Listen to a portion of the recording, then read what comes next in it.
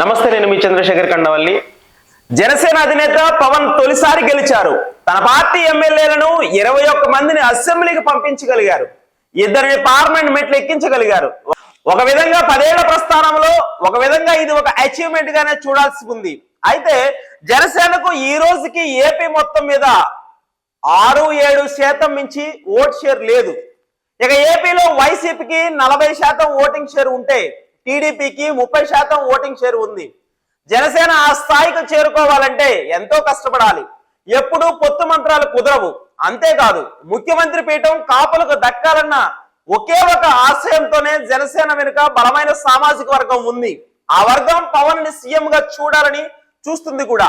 అయితే ఏపీలో కూటమి మరో 15 ఏళ్లు అధికారంలో ఉండాలని పవన్ ఇస్తున్న ప్రకటనలు జనసేనను ఓన్ చేసుకున్న సామాజిక వర్గాన్ని నిరాశలోకి నెట్టుతున్నాయి. రాజకీయాల్లో టైమింగ్ ముఖ్యం. ఛాన్స్ కోసం వేచి ఉండడం కాదు, వాటిని తామే క్రియేట్ చేసుకోవాలి. ఇక్కడ మిత్రులు ఎవరు శాశ్వతంగా ఉండరు. అందువల్ల సుదీర్ఘకాలం పాటు పొత్తులతో వెళతాం, జూనియర్ పార్ట్నర్ గా ఉంటామంటున్నట్టుగా ఉంటే వర్కౌట్ అవుతుందా? ఇప్పుడు చేతిలో అధికారం ఉంది. ఇప్పుడు పార్టీని చక్కదిద్దుకుని 2029 ఎన్నికల్లో సీఎం పీఠాన్ని పట్టేందుకు సిద్ధంగా ఉండాలి అని జనసేనను ఓన్ చేసుకున్న సామాజిక వర్గం అంటుంది. అయితే పవన్ మాత్రం సనాతన ధర్మం అని మాట్లాడుతున్నారు. తమిళనాడు హిందీ వద్దు అంటే దాని మీద ఆయన కౌంటర్లు వేస్తున్నారు. దేశంలో ఇతర ప్రాంత పార్టీల మీద బీజేపీ తరహాలో విరుచుకుపడుతున్నారు. దాంతో అటు వైపు నుంచి కూడా ఆయనకు గట్టి కౌంటర్లు పడుతున్నాయి. అసలు పవన్ కి ఇవన్నీ అవసరమా అన్న చర్చ జరుగుతుంది.